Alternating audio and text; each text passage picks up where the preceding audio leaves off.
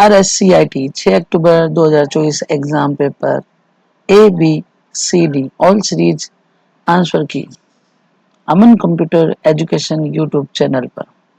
इस तरह की यूजफुल वीडियो देखने के लिए हमारे चैनल को लाइक शेयर सब्सक्राइब करें। तो चलते हैं आज की पेपर की तरफ।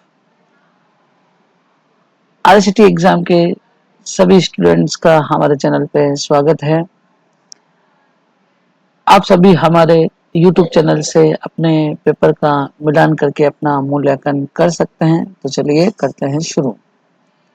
पेपर में फर्स्ट क्वेश्चन, निम्नलिखित में से कौन सा भारत में साइबर अपराध और ई कॉमर्स से संबंधित प्राथमिक कानून है? तो इसका हमारा सही आंसर होगा ए, भारत IT अधिनियम 2000।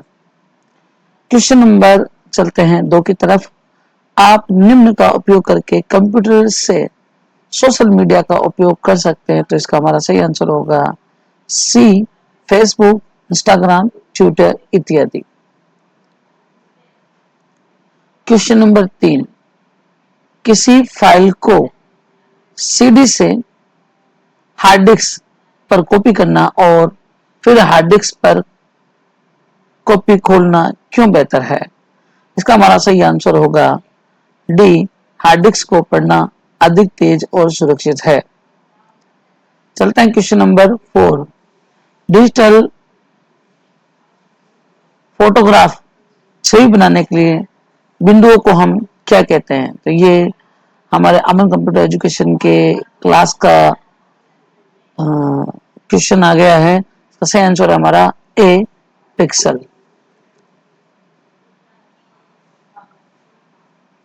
सभी स्टूडेंट से, अमन कंप्यूटर के एजुकेशन क्लास के स्टूडेंट से मैं निवेदन करूंगा कि जो हमारे क्लास में से अगर क्वेश्चन आपको लग रहा है ये आया है तो आप कमेंट जरूर करें। क्वेश्चन नंबर 5, NVSP मतदाताओं को अपनी मतदाता पर्ची को ऑनलाइन सही करने की अनुमति देता है। ये सही है। और IRCTC उपयोगकर्ताओं को ऑनलाइन रेलवे आरक्षण सेवा में मदद करता है। तो ये भी हमारा सही है। तो यानी कि हमारे दोनों कथन सही है। तो ये भी हमारे क्लास का क्वेश्चन था। तो इसका हमारा सही आंसर हो जाएगा डी, कथन 1 और कथन 2 दोनों सही है। चलते हैं क्वेश्चन नंबर 6 पर। MS एक्सेल 2019 में फंक्शन उस सेल को गिनता है जो खाली नहीं है। तो इसका हमारा सही आंसर होगा सी, काउंट ए।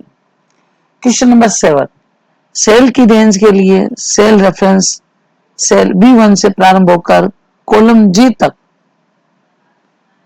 और नीचे रो 10 तक कहा जाता है। तो इसका हम अगर सही सेल एड्रेस बताएं तो ये हमारा होगा आंसर डी, B1 से लेके कॉलन G10 तक। क्वेश्चन नंबर 8, जब आप प्रेजेंटेशन में अपने पहले से डाली गई छवि को संपादित करते हैं तो क्या होता है? इसका हमारा सही आंसर होगा ए, स्रोत फाइल जो पहले से डाली गई थी नहीं बदलती है। क्वेश्चन नंबर 9,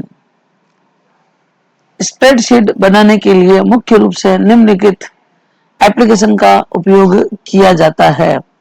तो इसका हमारा सही आंसर होगा B, Google sheet, MS Excel, और ये हमारा आ गया लिब्रे कैल्क। तो इसका सही आंसर होगा हमारा बी। चलते हैं क्वेश्चन नंबर 10 की तरफ। नंबर पैड को दिशात्मक तीर के रूप में कार्य करने के लिए आप कौन सी कुंजी दबाते हो? तो न्यूमेरिकल कीज के बारे में पूछा गया तो हमारा इसका सही आंसर होगा सी, न्यूमेरिकल लॉक। चलते हैं क्वेश्चन नंबर 11 की तरफ। MS एक्सेल 2019 में सबसे ऊपर बाईं ओर वाले सेल में, तो ये हमारी क्लास का क्वेश्चन है जो मैंने आप लोगों को बताया था। हमारा इसका सही आंसर होगा ए, इसका सही फर्स्ट एड्रेस होता है हमारा A1। तो आप जो क्वेश्चन हमारे क्लास में से आए तो उस पर कमेंट जरूर करें। क्वेश्चन नंबर 12, एक फाइल में जो मूल्यों को अलग करने के लिए अल्प विभाग और रिकॉर्ड को अलग करने के लिए नई पंक्तियों का उपयोग करके डेटा को सारणीबद्ध प्रारंभ संग्रहित करती है। इसका उपयोग आमतौर पर स्प्रेडशीट के लिए किया जाता है। तो स्प्रेडशीट हमारा एक्सेल है। तो इसका हमारा सही आंसर होगा ए, CSV। चलते हैं क्वेश्चन नंबर 13 की तरफ। SSO ID किससे संबंधित है? तो ये भी हमारी क्लास का क्वेश्चन है। इसका आंसर होगा सही, ई मित्रा से। मैंने आपको बताया था लगभग मित्रा का काम इसमें हो सकता है। क्वेश्चन नंबर 14, रिसाइकल बिन का क्या कार्य है? तो इसमें मैंने बताया था हटाई गई फाइलों को संग्रहित करना, यानी कि इसका आंसर हो गया हमारा ए। क्वेश्चन नंबर 15, ICT का मतलब है? तो इसका हमारा सही आंसर हो जाएगा C, information and communication technology. Question number 16, presentation एक संग्रह है, तो प्रेजेंटेशन किसका संग्रह है हमारा? इसका सही आंसर होगा डी, स्लाइड का। ये हमारे क्लास के क्वेश्चन है, तो कमेंट जरूर करें। क्वेश्चन नंबर 17, कंप्यूटर का प्राथमिक उद्देश्य को प्रोसेस करना और उसे सूचना में परिवर्तित करना। इसका हमारा सही आंसर होगा बी, डाटा। चलते हैं नेक्स्ट क्वेश्चन, क्वेश्चन नंबर 18 पर।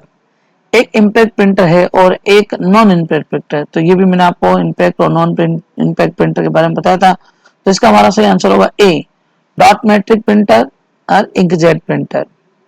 क्वेश्चन नंबर 19, निम्नलिखित में से कौन सा कथन रैम और रोम के लिए सत्य है? तो ये भी मैंने आपको क्लास में बताया था। तो यहाँ पे हमारा इसका सही आंसर होगा, जैसे हमें मिलान करना है, तो यहाँ पे हमारा इसका सही आंसर होगा, अगर मिलान करें इसका 1 और 2, यानी कि 1 और 2 किसमें हमारा, हाँ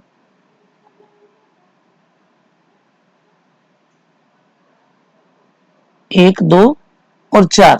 हाँ जी, हमारा इसमें आंसर होगा B, sorry 1, 2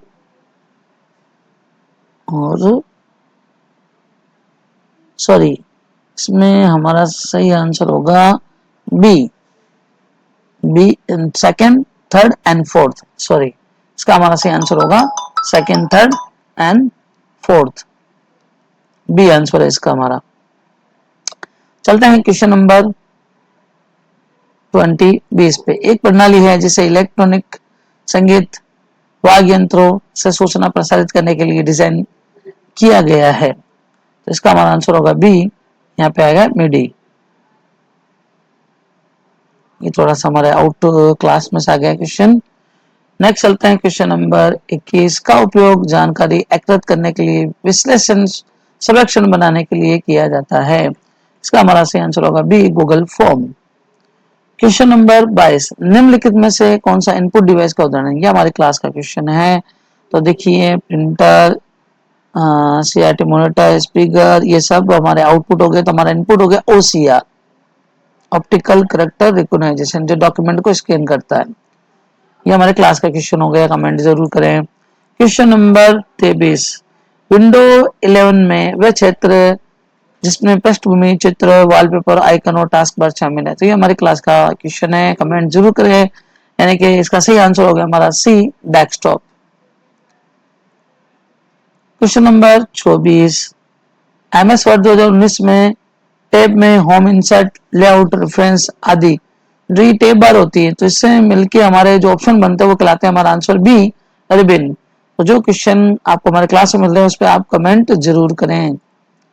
question number 25, UPI का फुल फॉर्म, ये भी मैंने आपको क्लास में बताया था। यूपीआई इसका पूरा नाम होता है यूनिफाइड पेमेंट इंटरफेस, यानी कि इसका हमारा सही आंसर हो गया सी। तो बिल्कुल आप हमारे क्लास के क्वेश्चन पे कमेंट जरूर करें कि हाँ सर ये अपने क्लास के क्वेश्चन में से आया है और आपको बेनिफिट मिल रहा हो तो बताइएगा। निम्नलिखित में से कौन सा ऑनलाइन बैंकिंग का लाभ नहीं है? तो ये इसका आंसर हो गया हमारा डी, आप सिस्टम को डिमोडुलेटर कर सकते हैं। तो ये नहीं होगा, ये तो हमारे मॉडेम में हो जाता है।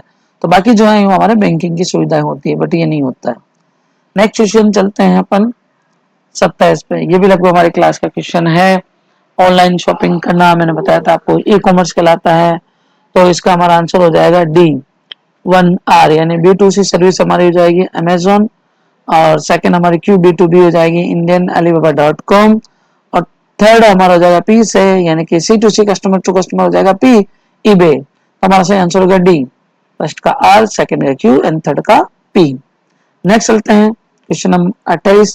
तो प्लीज आप हमारे जो कमेंट्स क्लास के ऊपर जो क्वेश्चन है उस पर कमेंट जरूर करें, सभी विद्यार्थियों से निवेदन है। चलते हैं क्वेश्चन नंबर 28 पे। निम्नलिखित में से किसे डिजिटल दस्तावेज प्रबंधन के रूप में जाना जाता है जिसका उद्देश्य आधिकारिक दस्तावेजों प्रमाण पत्र में मान्य करने की सुविधा प्रदान करता है? तो ये हमारा क्वेश्चन का आंसर हो जाएगा सी, राज ई वॉलेट। चलते हैं क्वेश्चन नंबर 29 पे। प्रेजेंटेशन का स्लाइड शो शुरू करने के लिए, तो इसका हमारा सही आंसर है डी।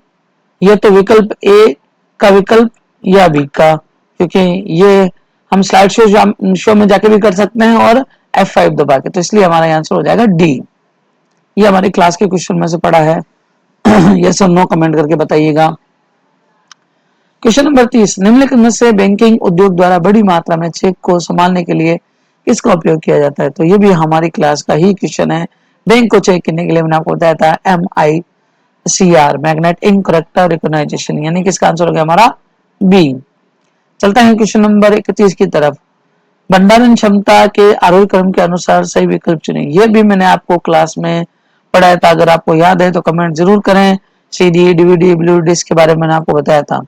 तो यहाँ पे हमारा इसका सही आंसर हो जाएगा A, CD, RW, DVD, blue disk, फिर हार्ड डिस्क। Question number 32।